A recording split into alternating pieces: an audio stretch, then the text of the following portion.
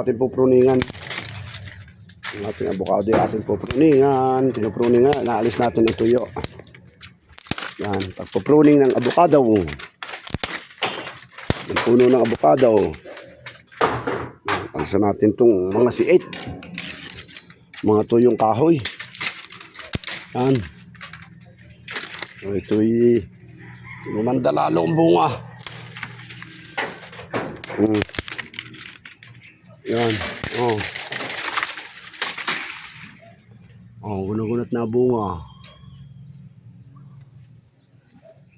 Dalawa. Lima. Ano ito? Kasi yan. Namin ako tayong 5. Yan, natin kung sinisitan itong ating ito. Ano, inaalis natin itong tuyo. Pag alis ng tuyo, yung siit. Yung ating avocado. Ang pagpupruning.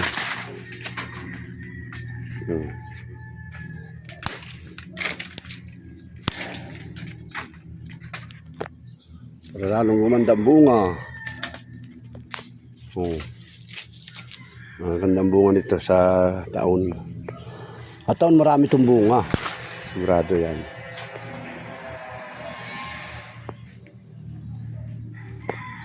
Yan po, oh. Kita nyo itong ating mga dragon fruit. Yan. Nasa bakod. Ating dragon fruit yan. Pati dragon fruit dito ko na po hina-harvest eh. Pag ito po yung bunga. Ito nabunga po ng 200 piraso. Yan, hanggang doon, no? Yan, no? Nabunga po itong handa. Yan, nabunga. Pati po itong ating passion fruit. Yan. Yan, oh. Yan.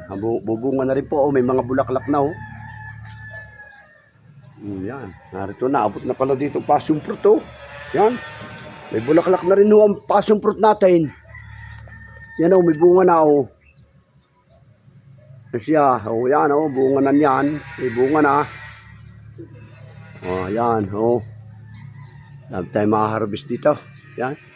Yan, siguro po hanggang dito na lang muna po ating video. Maraming po salamat sa inyong lahat.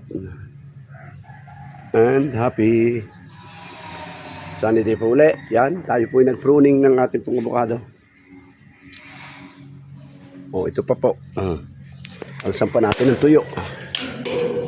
Yan. Naasan po natin ang tuyo ng tuyong siit. Yan. Laking bagay itong naalis ito. Ito bumunga.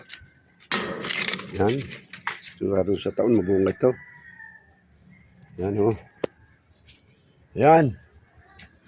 Yan po. At tayo po ibababa na.